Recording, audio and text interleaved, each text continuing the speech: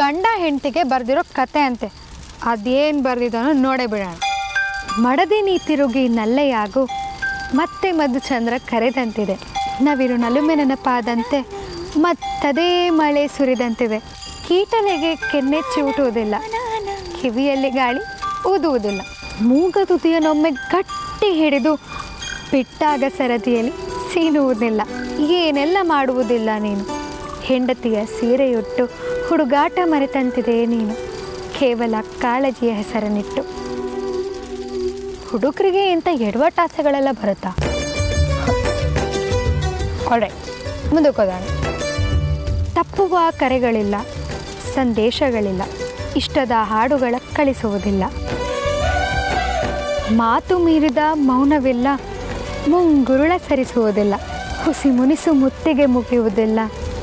ಏನೆಲ್ಲ ಮಾಡುವುದಿಲ್ಲ ನೀನು. ಹಣಿಯಲ್ಲಿ ಹೆಂಡತಿಯ ಬಿಂದೆ ಇಟ್ಟು ನಿನ್ನನ್ನೇ ಮರೆತಂತಿದೆ ನೀನು. ಮನೆಯಲ್ಲಿ ಶಿಸ್ತಿನ ಮುಖವಾಡ ತೊಟ್ಟು.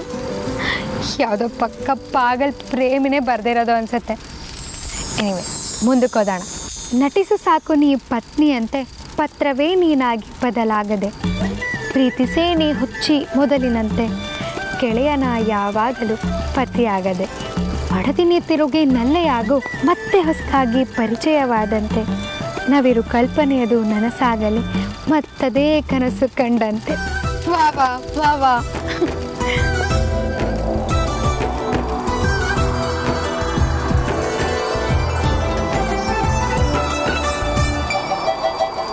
ಮದುವೆ ಆದಮೇಲೂ ಹೆಂಡತಿ ನಲ್ಲೇ ಆಗಿರಬೇಕು ಅಂತ ಆಸೆ ಪಡ್ತಿದ್ದಾನೆ ಕವಿ. ಮಜಾ ಇದೆ ಅಲ್ವಾ? ನನಗೂ ಹಾಗೆ ಇರೋದಕ್ಕೆ ಇಷ್ಟ. ಆದರೆ ನನಗೆ ಗಂಡ ಆಗೋನು ನಾನಲ್ಲಿ ಪ್ರೇಯಸಿನ ಎಕ್ಸ್ಪೆಕ್ಟ್ ಮಾಡ್ತಾನಾ ಇಲ್ಲ ಹೆಂಡತಿನ ಎಕ್ಸ್ಪೆಕ್ಟ್ ಮಾಡ್ತಾನಾ?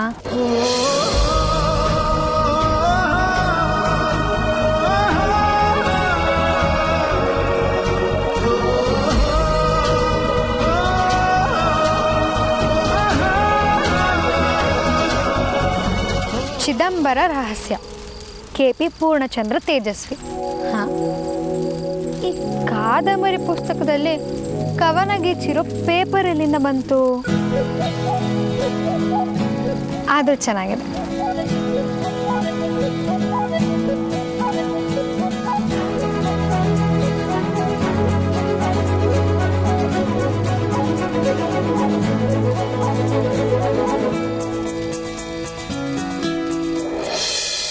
ಕಾಫಿ.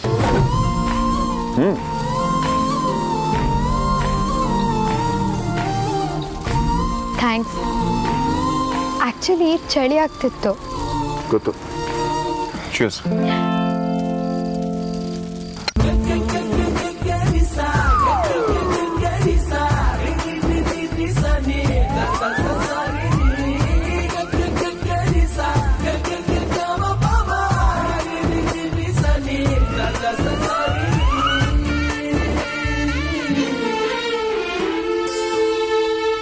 ಬರೀ ವಟ ಅಂತ ಬಡ್ಕೊಳ್ಳೋದು ಬಿಟ್ಟರೆ ನೀನೇನು ಬರಲ್ಲ ಅಂದ್ಕೊಂಡಿದ್ದೆ.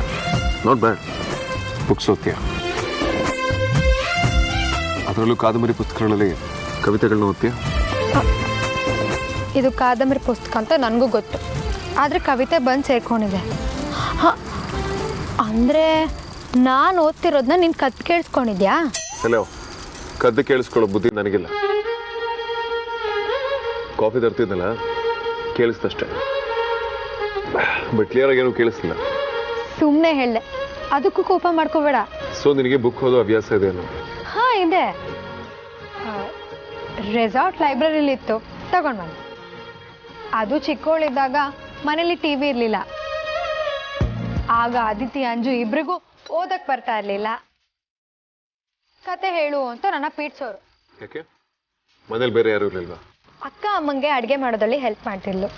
ಅಪ್ಪ ಗೊತ್ತಲ್ಲ, ಬರೋದು ಲೇಟ್ ಆಗ್ತಿತ್ತು. ಅಂಜು ಅದಿತಿನ ಬಿಟ್ಟರು ಅಂತೂ ಯಾವಾಗಲೂ ಕಿತ್ತಾಡ್ತಿದ್ರು. ಅದಕ್ಕೆ ನಾನು ಅವ್ರನ್ನ ಬ್ಯುಸಿ ಇಡೋದಕ್ಕೆ ಲೈಬ್ರರಿಗೆ ಹೋಗಿ ಬುಕ್ಸ್ ಬಾರೋ ಮಾಡ್ಕೊಂಡು ಬಂದು ಕತೆ ಹೇಳ್ತಾ ಇದ್ದೆ.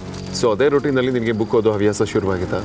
ಗೊತ್ತಿಲ್ಲ, ಒಂದ್ಸಲ ಪೂರ್ಣಚಂದ್ರ ತೇಜಸ್ವಿ ಅವರ ಮಿಲೇನಿಯಂ ಸೀರೀಸಲ್ಲಿ ಒಂದು ಬುಕ್ ತಂದಿದೆ. ಅದನ್ನ ಓದ್ತಾ ಓದ್ತಾ ಬುಕ್ ಓದೋ ಅಭ್ಯಾಸ ಅಂಟ್ಕೊಂಡ್ಬಿಡ್ತು. ಯಾಕೆ ನಗ್ತಿದ್ಯಾ? ನಮ್ಮ ಮನೇಲಿ ನಾನು ಹುಟ್ಟೋಕ್ಕೂ ಮುಂಚೆನೇ TV ಇತ್ತು. ಬಟ್ ಸ್ಟಿಲ್ ನನಗೂ ಬುಕ್ಸ್ ಅಂದರೆ ತುಂಬ ಇಷ್ಟ. ಅಂದರೆ ನೀನು ಬುಕ್ಕೆಲ್ಲ ಓದ್ತೀಯಾ? ಅಫ್ಕೋರ್ಸ್ ಓದ್ತೀನಿ. ಸುಮ್ಮನೆ ಓಲ್ಡ್ ಬಬ್ಬೇಡ ಗುರು. ಬಿಸ್ನೆಸ್ ಮ್ಯಾಗ್ಝಿನ್ ಓದೋದ್ರ ಬಗ್ಗೆ ಎಲ್ಲ ನಾನು ಕೇಳಿದ್ದು. 3 ಹೊತ್ತು ಬಿಸ್ನೆಸ್ ಅನ್ನೋ ನಿನಗೆ ಇದಕ್ಕೆಲ್ಲ ಎಲ್ಲಿ ಟೈಮ್ ಇರುತ್ತೆ? ಇದಕ್ಕೆ ಬೇಕಾಗಿರೋದು ಟೈಮ್ ಅಲ್ಲ, ಇಂಟ್ರೆಸ್ಟ್. ಪ್ರೊಫೆಷನಿಗೂ ಹವ್ಯಾಸಕ್ಕೂ ಯಾಕೆ ಕಂಪೇರ್ ಮಾಡ್ತೀಯ? ನನಗೆ ಕನ್ನಡ ಲಿಟ್ರೇಚರ್ ಅಂದರೆ ತುಂಬ ಇಷ್ಟ. ನಾನು ಬರೀ ಬುಕ್ ಓದೋದಲ್ಲ, ಇಷ್ಟ ಆಗೋದನ್ನು ಫೋನಲ್ಲಿ ಫೋಟೋ ತೊಗೊಂಡು ಸೇವ್ ಮಾಡಿ ಇಟ್ಕೋತೇನೆ. ನಂಗೆ ಯಾಕೋ ಡೌಟ್ ಹೊಡಿತಿದ್ಯಲ್ಲ? ಅದೇ ನೀನು ಆಸ್ತಿ ಅಲ್ವಾ? Let me show you. ಇದು ನನ್ನ ಫೇವ್ರೆಟ್ ಕವಿತೆ. ಯಾರೋ ನವ್ಯ ಕವಿ ಬರೆದಿರೋದು. ಓದ್ತೀನಿ, ಕೇಳಿಸ್ಕೊ. ಹೊಸ ಹೆಸರು ಬೇಕಾಗಿದೆ, ಒಲವಿನಲ್ಲಿ ನಿನ್ನ ಅಪ್ಯಾಯವಾಗಿ ಕರೆಯಲು, ಸುಮ್ಮನೆ ಸುಳ್ಳೆ ಪುಳ್ಳೆ. ಏನೋ ಸುಳ್ಳೆ ಪುಳ್ಳೆನಾ? ಹಾಗಂದ್ರೇನು? ಹಾಗೆ ಸುಮ್ಮನೆ ಅಂತ ಮಧ್ಯದಲ್ಲಿ ಮಾತಾಡಬೇಡ, ಕೇಳಿಸ್ಕೊ. ಚಿನ್ನ ರನ್ನಗಳು ಮುದ್ದು ಗುಬ್ಬಿಗಳಾಗಿ ಮಿತಿ ಮೀರಿದಾಗ ಪ್ರೀತಿ, ಚೆಲ್ವಿ ಕಂದಮ್ಮಗಳೆಲ್ಲ ಕೂಸೆ ಗೆಳತಿಯಾಗಿ, ಹುಸಿ ಕೋಪದಲ್ಲಿ ಗೂಬೆ ಕತ್ತಗಳಾಗಿ, ಒಮ್ಮೊಮ್ಮೆ ಎಲ್ಲವೂ ಅದಲು ಬದಲಾಗಿ, ಜಗಳ ಜೋರಾದಾಗ ಏನೇನೋ ಕರೆದೆ, ಮೌನದಲ್ಲಿ ಅನಾಮಿಕಳಾಗಿ, ಭಾಷೆ ಖಾಲಿಯಾಗಿ, ಭಾವ ಸೋತು ಹೋಗಿ ಬೇಜಾರು ಬಂದಂತಿದೆ. ಹುಡುಕಲೇಬೇಕು ಹೊಸ ಹೆಸರೊಂದನ್ನು, ಅನರ್ಥವಾದರೂ ಸರಿ ಹಾಗೆ ಕರೆಯಲು ಸುಮ್ಮನೆ ಸುಳ್ಳೆ ಪುಳ್ಳೆ.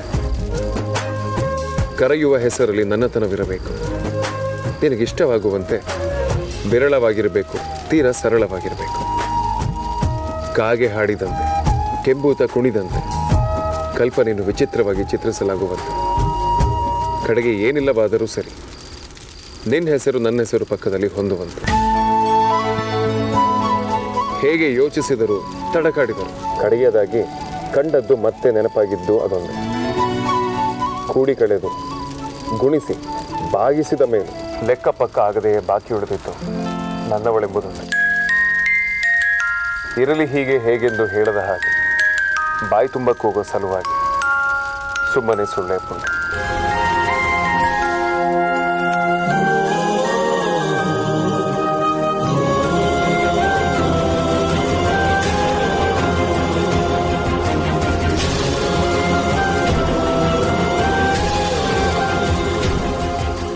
ಓಯ್, ಏನಾಯ್ತು? ಸುಮ್ಮನೆ ಸುಳ್ಳೆ ಪುಳ್ಳೆ. ಸುಮ್ಮನೆ ಸುಳ್ಳೆ ಪುಳ್ಳೆ.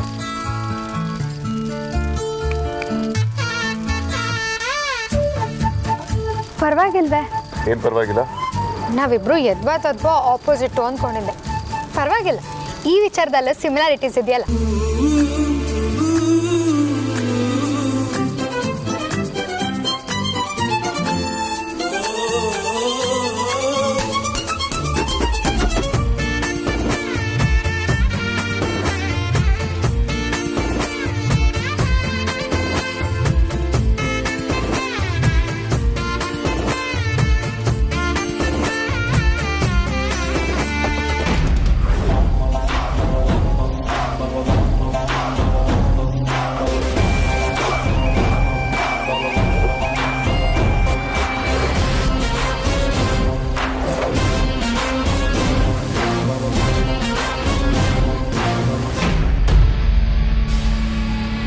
ನಾನು ನಿಮ್ಮ ಹತ್ರ ನನಗೆ ಫೇವರ್ ಮಾಡಿ ಅಂತ ಯಾಕೆ ಕೇಳಿದೆ ಗೊತ್ತಾ?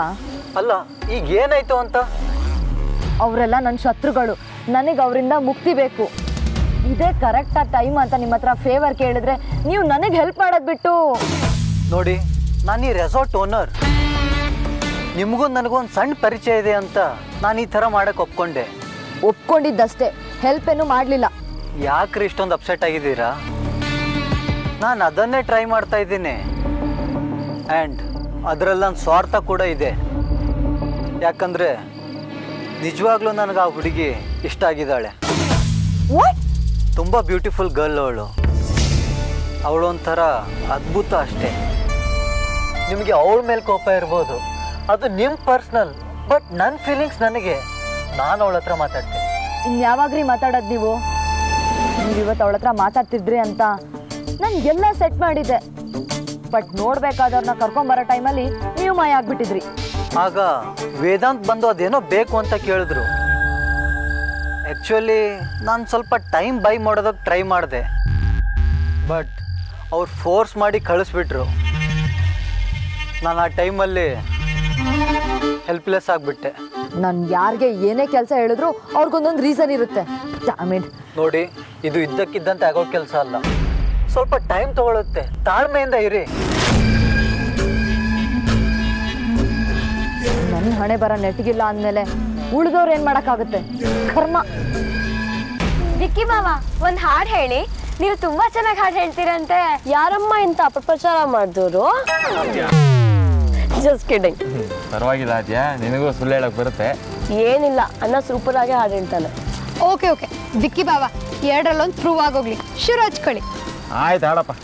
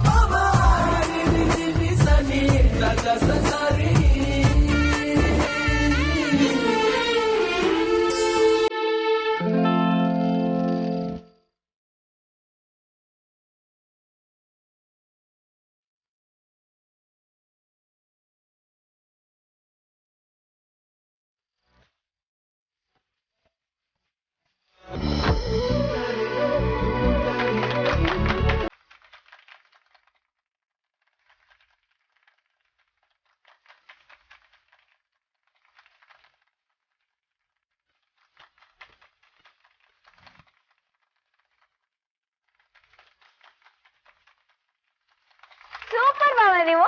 ಪರವಾಗಿಲ್ಲ ಕಣ, ಇನ್ನೆಲ್ಲ ಏನೋ ಇದೆ. ಥ್ಯಾಂಕ್ಸ್ ಬಾವ. ಆರ್ತಿ ಅವರೇ, ನಿಮ್ಗೇನು ಅನಿಸ್ತು? ಎಷ್ಟೇ ಆದರೂ ನೀವು ನನ್ನೋರಲ್ವಾ, ತುಂಬ ಖುಷಿ ಆಯಿತು. ಹೆಂಡತಿಗೂ ಖುಷಿಯಾಗೋ ಕೆಲಸ ಮಾಡ್ಬಿಟ್ಟೆ ಬಾವ. ಈಗೇನು ಹೇಳ್ತೀರಾ? ತಡ್ಕೊಳಪ್ಪ, ಇನ್ನೂ ಅವಳು ಹೆಂಡತಿ ಆಗಿಲ್ಲ.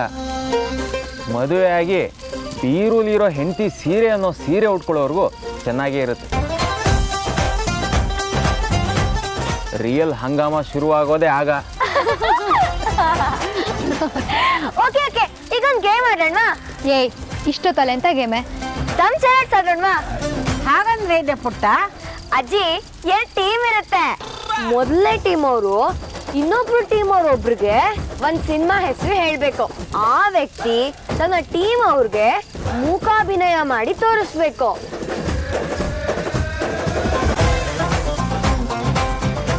ಅವ್ರ ಟೀಮ್ ಅವರು ಯಾವ ಮೂವಿ ಹೆಸರು ಅಂತ ಗೆಸ್ ಮಾಡಿದ್ರೆ ಅವ್ರಿಗೊಂದು ಪಾಯಿಂಟ್. ಓಹೋ, ಮಜಾ ಇದೆ. ಸರಿ ಆಡೋಣ. ನಾನು ಈ ಸಲ ಅವ್ರಿಗೆ ಟೀಮು, ಬೇರೆ ಯಾವ ಟೀಮ್ಗೆ ಹೋಗಲ್ಲ. ಯಾಕಣ್ಣ ಪಾರ್ಟಿ ಚೇಂಜ್ ಮಾಡ್ತಾ ಇದೀಯಾ? ಸುಮ್ಮನಿರೆ, ಗೆಲ್ಲೋ ಟೈಮ್ನಲ್ಲಿ ಆಮೇಲೆ ನಮ್ಮ ಟೀಮ್ ಅವ್ರನ್ನೇ ಫಿಕ್ಸಿಂಗ್ ಮಾಡ್ತಾರೆ. ಯಾಕೆ ಬೇಕು?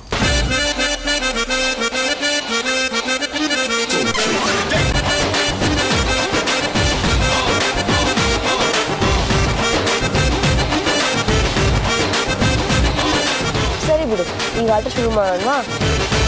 ಹಾಗಾದ್ರೆ ನಾನು, ಅಜ್ಜಿ, ವಿಕ್ಕಿ ಬಾವ, ಆರ್ತಿ ಅಕ್ಕ ಒಂದ್ ಟೀಮು. ವಾಟ್? ನಾನು ಅಮೂಲ್ಯ ಒನ್ ಟೀಮಾ?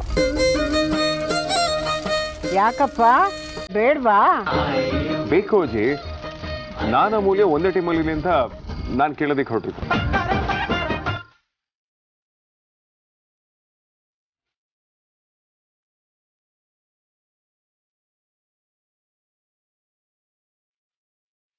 ವೇದಾಂತ್ ಬಾವ, ಅಮೂಲ್ಯ ಅಕ್ಕ, ಆದ್ಯ ಅತ್ತಿಗೆ, ಸಾರ್ಥಕಣ್ಣ ಒಂದ್ ಟೀಮು.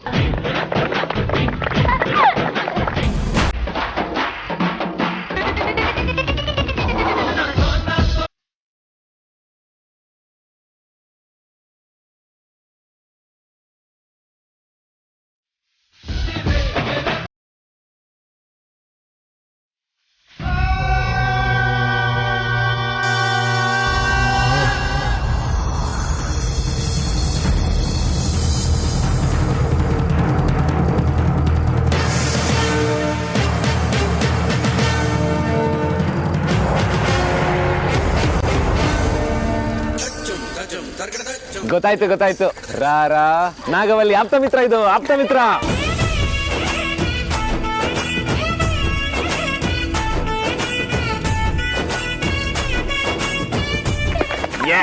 ಏನಣ್ಣ ನೀನು ಇಷ್ಟು ಈಸಿಯಾಗಿರೋದು ಕೊಟ್ಬಿಟ್ಟಿದ್ಯಾ ನೋಡು. ವಿಕ್ಕಿ ಬಾವ ಎಷ್ಟು ಸಲೀಸಾಗಿ ಕಂಡಿಡ್ದ್ಬಿಟ್ರು.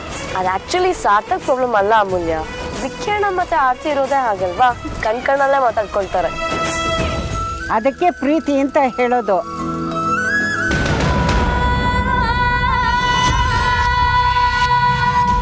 I'm frustrated. I can't wait anymore. I will call you tomorrow. ಯಾಕೆ ಗರ್ಚ್ಕೋತಾ ಇದೆಯಾ? ಏನಾಗಿದೆ ನಿನಗೆ? ಲೋಕೋದ್ಧಾರ ಕೆಲಸಕ್ಕೆ ಟೈಮ್ ಯಾವುದಾದ್ರೇನಂತೆ? ಮೊದಲು ನೀನು ನಿನ್ನ ಉದ್ಧಾರ ನೀನು ಮಾಡ್ಕೊ, ಅಷ್ಟು ಸಾಕು. ದೀಪದ ಬುಡ ಕತ್ಲು ಅಂತಾರೆ, ಹಿತ್ತಲ ಗಿಡ ಮದ್ದಲ್ಲ ಅಂತಾರೆ. ನಮ್ಮ ಅಕ್ಕನಿಗೆ ನನ್ನ ಬಗ್ಗೆನೇ ಗೊತ್ತಿಲ್ವಲ್ಲ. ಏಯ್, ನಿನ್ನ ಬಿಲ್ಡಪ್ ಸಾಕು. ಬಂದಿರೋ ಕಾರಣ ಏನಂತ ಹೇಳು. ಅಲ್ಲಕ್ಕ, ಆಫ್ಟರ್ ಆಲ್ ಕ್ಯಾಟ್ರಿಂಗ್ ಮಾಡೋದು ನಿಮ್ಮ ಬೀಗರು ನಿಮ್ಮ ಮನೆಗೆ ಬಂದು ಏನಾರ ಮಾತಾಡಿದ್ರು, ನೀನು ಸುಮ್ಮನೆ ಇದೆಯಲ್ಲ. ನಾನು ಆರಾಮಾಗಿದ್ದೀನಿ ಅಂತ ನಿನ್ಗೆ ಯಾರು ಹೇಳಿದ್ದು? ನಾನು ಇಷ್ಟೋ ತನಕ ಫೋನಲ್ಲಿ ಅದನ್ನೇ ಮಾತಾಡ್ತಿದ್ದೆ. ಆ್ಯಕ್ಚುಲಿ ಮುಂದಿನ ಪ್ಲ್ಯಾನ್ ಬಗ್ಗೆ ನಾನು ವರ್ಕ್ ಮಾಡ್ತಿದ್ದೀನಿ. ನೀನು ಹಿಂಗೆ ಪ್ಲ್ಯಾನ್ ಮಾಡ್ತಾಯಿರೋ, ಅಲ್ಲೆಲ್ಲ ಸೇರಿಕೊಂಡು ಮದುವೆ ಎಕ್ಸಿಕ್ಯೂಟ್ ಮಾಡಲಿ. ಏನೋ ಹಾಗಂದ್ರೆ? ಪ್ಲ್ಯಾನ್ ಮಾಡೋದಲ್ಲೇ ಟೈಮ್ ಹಾಳು ಮಾಡಿದ್ರೆ ಅಲ್ಲಿ ಆರ್ತಿ ಮತ್ತು ವಿಕ್ಕಿಗೆ ಮದುವೆ ಆಗಿ ಮಗುನೂ ಆಗಿ ನಾಮಕರಣ ಆಗೋಗಿರತ್ತೆ. ಆಮೇಲೆ ಆರ್ತಿ ಮಗುನ ಮಡ್ಲಲ್ಲಿ ಕೂರಿಸ್ಕೊಂಡು ಪುಟ್ಟ ಅಜ್ಜಿಯಲ್ಲಿದ್ದಾರೆ, ಅಜ್ಜ ಯಾರು ತೋರಿಸು ಅಂದರೆ ಮಗು ನಿನ್ನ ಕಡೆ ನೋಡುತ್ತೆ. ನೀನು ಚಪ್ಪಾಳೆ ತರ್ತಾ ಕೂರ್ಬೋದಂತೆ.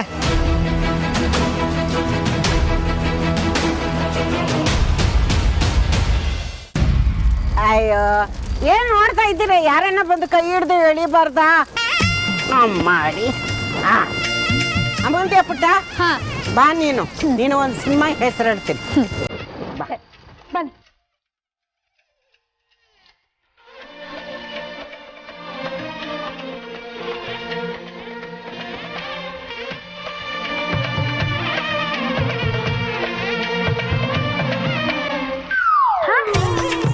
ಈ ತರ ಯಾವ ಮೂವಿ ಇದೆಯಾ ಅಜ್ಜಿ?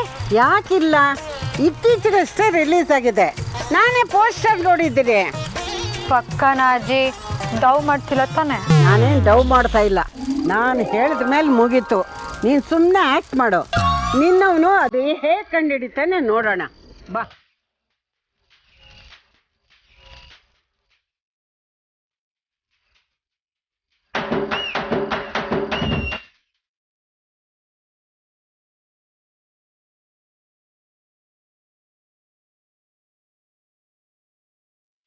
ರೌಡಿ ನದ್ನಿ ಫೇಸ್ ನೋಡ್ತಾ ಇದ್ರೆ ನನಗೆ ಅರ್ಥ ಆಯ್ತು ಬಿಡಿ.